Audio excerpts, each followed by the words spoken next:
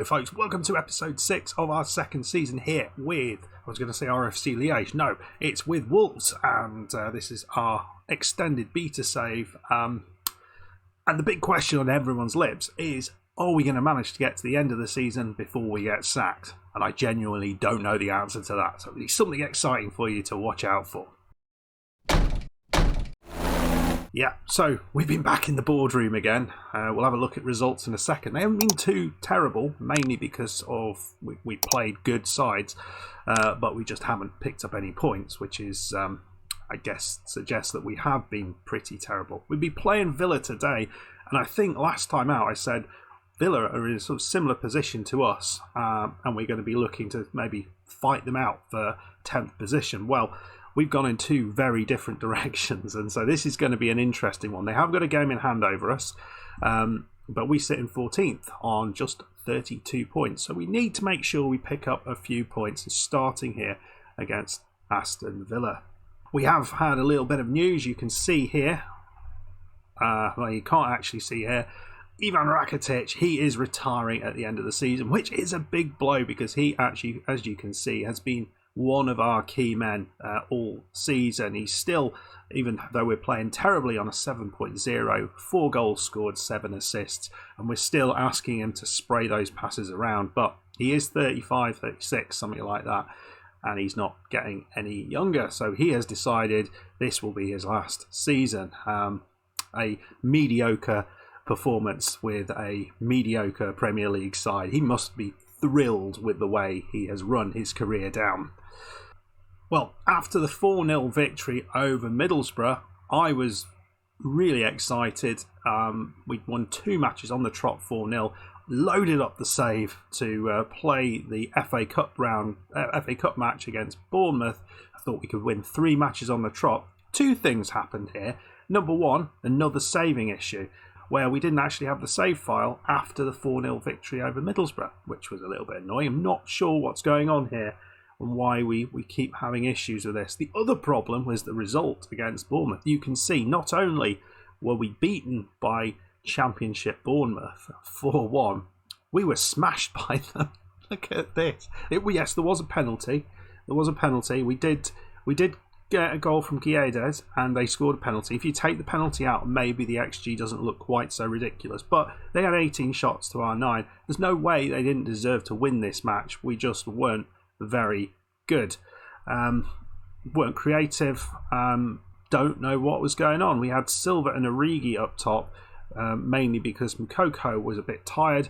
I changed a few players around. Didn't expect to get this sort of result. Really disappointing after 2 massive victories. I should say I did replay the Middlesbrough game and we won 2-1 rather than 4-0. We then had 2 games against the top sides. First one away against Arsenal. This was never going to be easy, and to be fair, we didn't really have much of a hope in it. We only managed 3 shots, 2 on target, but as you can see, Nunes sent off late on, but we were never in a hope of getting anything into this. No one playing well other than the goalkeeper, which tells you pretty much everything. Slightly better performance against Man United. A few more shots, a few more on target, and a late goal from Jared Bowen. But we were 3-0 down at that point, and again, didn't look particularly great. So we've had 2 away games against some of the better players. You can see Mukoko and Courier doing absolutely zero up there. The only player with any hope there was the goalkeeper and Rakitic, and we are relying on those 2. Moutinho's not doing much. We're not getting much from anywhere at the minute, and we really need to figure things out. There's been a 2-week gap. I've had to try and throw in some sort of team bonding-y training just to try and improve the team cohesion a little bit. So yeah, it's not looking brilliant here in the dynamics. It's better than it was. Some of these were in the red. The team cohesion now is actually up to good, which is pretty good. And I'm struggling with a lot of promises I've been making, and yeah, there's a lot of people wanting to start more games. I think Courier probably is going to be happy with the games he's starting, but the rest of them, no, not at all. I'm struggling to keep the number of players happy, and yeah, the likes of Franco, he came in, he's not done well. Origi's come in, he's not done great. We're playing him occasionally. Balerdi, we bought him in at a time where we really need him. I think we've got better options now. So it's been tricky. Anyway, folks, let's go and play Villa, see if we can pull out a surprise result, because I'm not expecting a win here. A draw would be awesome, but the way we're playing, we need a bit of a miracle, I think. So here we are. It's the late match. We've seen some interesting results. Most of the big sides getting them their expected results. You can see Southampton dropping below Aston Villa. Yeah, there was a comment saying how badly Newcastle have done. Really surprising, given the amount of money they've got and given how well they did last year. I think they were really doing well this year. No, they weren't. They've been pretty crap all year. Don't know why that is. They, I mean, they got a decent draw against Tottenham there, but yeah, it's bizarre. It's a real strange one that Newcastle are struggling quite as much as they are. Right, we're going to play Villa. Wish us luck. I'm going to try a similar tactic to the one we've been going with. I've changed personnel a little bit. So, team we're going to start with. So, a few changes to the squad. Hopefully this is going to work. We've got Moukoko and Courier, who were playing quite well together in January, and hopefully they can repeat that. Guedes and Bowen have been a little bit less effective than they were. Bowen did get a goal against United, but we've not seen as much as we would expect from them. We go with Ceballos and Rakitic in midfield. Hopefully Moutinho can come on and make a difference. And then at the back line, Laird is coming at left back. We've got Kilman alongside Sitalo, as Collins is not particularly doing well at the minute, and Semedo keeps his place on the right side, but we've got Cedric on the bench. He may well come on. Sarr in goal. Come on, let's do this, folks. Well, they got Coutinho just behind Danny Ings. It's going to be tough to keep them quiet. And it feels a long way since when we were beating Liverpool 1-0 that we got earlier in the season. It was a real fall from grace. Let's go out and give out Villa a game. Well, exciting stuff.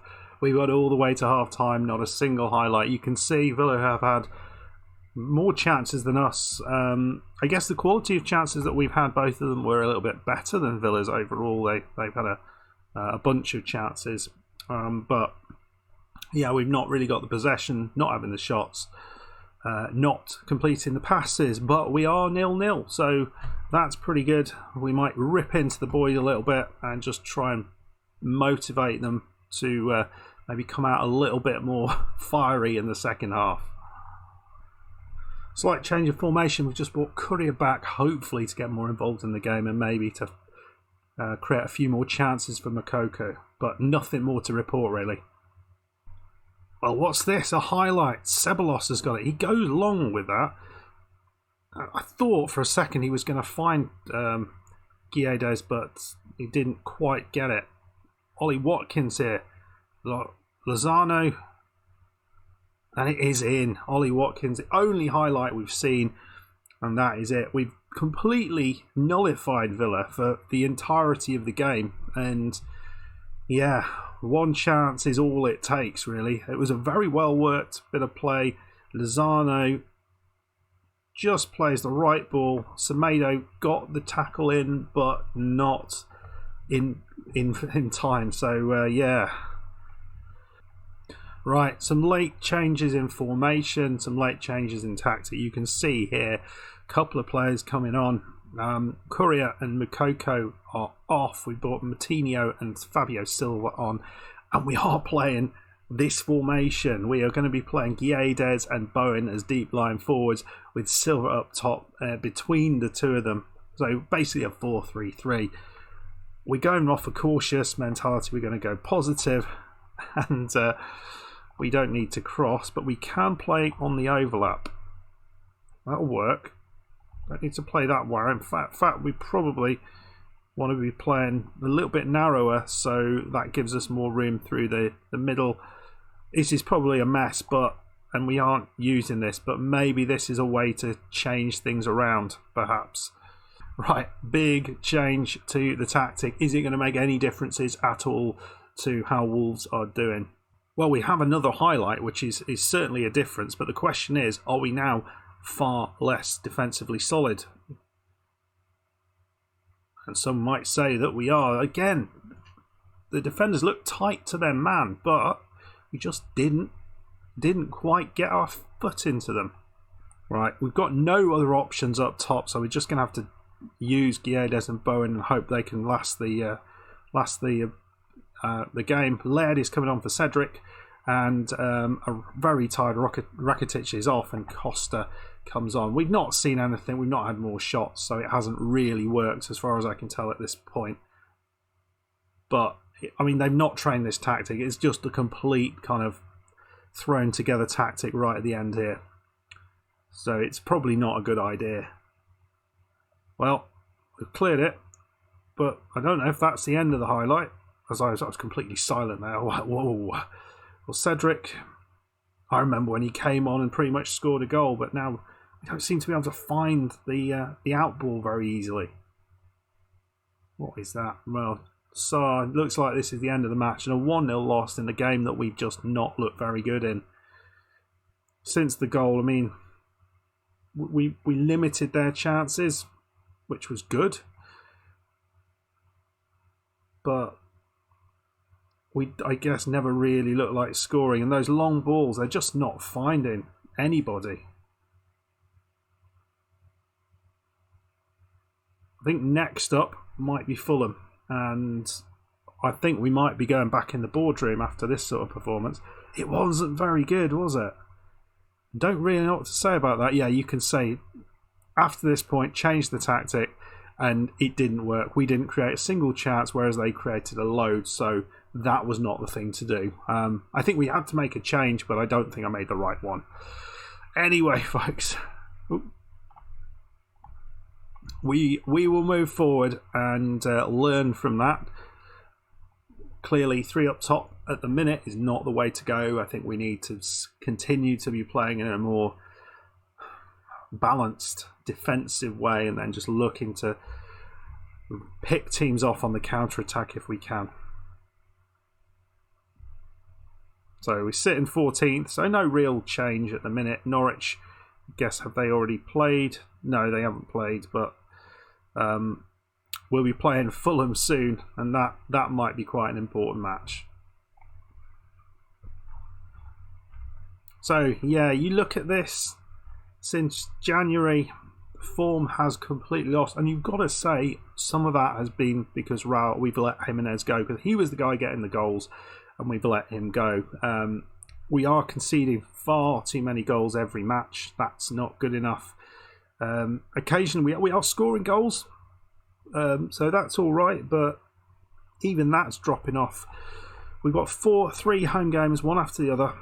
Newcastle, who are doing badly, Fulham, who are doing badly, Norwich, who are doing badly. But I think we'll come back. Should we come back for the Chelsea game? Yeah, we'll come back for the Chelsea game. Our home against Chelsea, and then the home game against Tottenham right at the end. But we will know an awful lot more about whether we're going to get to the end of the season when we get there. In fact, we may be coming back even earlier if we have failed to hold on to this job. You can see we've lost 4 matches on the trot, and in the last match we just did not perform anything. We were so poor creatively, it was not good. But so what I want from you in the comments, when your team is in a bit of a rut like this, seemingly every ball that you clear goes to the opposition, you're not getting the second ball, you're not finding the passes, making far too many mistakes. What do you do? How do you change that around? What's your go-to strategy to sort it out? Everything I'm trying at the minute hasn't worked, but I'm going to keep going. Certainly in the next few matches we'll need to be a bit more positive and hope we can find the back of the net. Hopefully Moukoko comes good, because he's a great player, but he's just playing awfully. I wonder whether it's just I've got him in the wrong position, or he needs to be with somebody else, or something. What is it? What would you do with him? Anyway, folks, as always, it is a pleasure to give you the latest episode of this Wolves save. We're only going to do up until the end of this season, so if we make it all the way, that will be it. and then we will start our main save in FM23, which, as you may or may not know, will be the ABC Journeyman, which is going to be a lot of fun. There may be a bit of a gap between when this one ends and the other one starts, because I've got a few bits and pieces to put together before we start up, but it should be fun. I'm really looking forward to it. And yes, it is a longer term save, and I know those don't do very well on YouTube, but I like doing them, so that's fine, as long as you join me on the journey.